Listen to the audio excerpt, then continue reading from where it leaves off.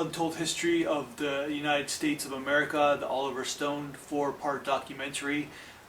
This is kind of a really kind of a cool kind of setup about like what Stone is telling us, what we've learned in history books, but he's also trying to give us things that have been like politically or like agenda wise that haven't been really told from a very honest standpoint. So Oliver Stone starts with the World War II and kind of ends with it. So episode 1 is about how World War II happened and how the perfect storm, so to speak, of how Americans became the #1 power in the United States. And he starts with World War II and about the whole kind of journey about how America took over the world, so to speak. So basically, people don't remember this, but back in basically he starts telling us how the birth of World War II started. So Germany invades Ethiopia in 1936, 1937. The Americans do nothing about it. And then they do nothing about it. They hold back. So if it happened today, of course, Americans will have some sort of agenda, and they'll get into it. And then the Germans invade Poland.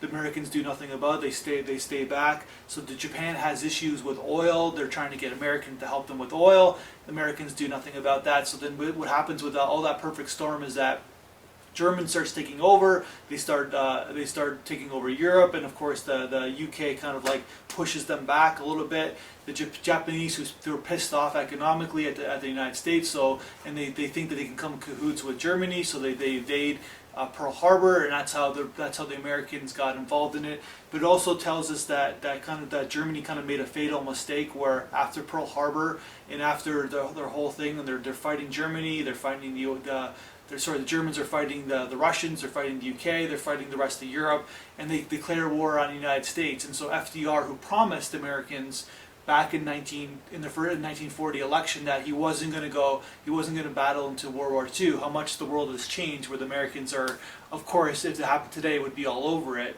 And so basically, he promises it, but because Germany declared war on the United States, it gave FDR and his army the opportunity to basically actually go into Europe and fight in the war, which they wanted to do all along. But politically, they couldn't say that because 90% of Americans were pulled and had nothing to do with the war. But as soon as Pearl Harbor happened, and as soon as Germany declared war on the States started doing it. So you're learning all these little things about like how we like I said, like things that we already know, but things about like what the United States politically was really going through at the time, where there's two sides of the coin, where now if you look at like how they invaded Afghanistan, or they invade Iraq, or they point their noses in North Korea, or they whatever like that, it's like the Americans do that, but there's sort of a political agenda at the same time. But at the same time, you can also argue that they don't want the same thing to happen like in Europe, where basically if Germany invaded Ethiopia in 1936, and both UK and the United States got involved in that conflict,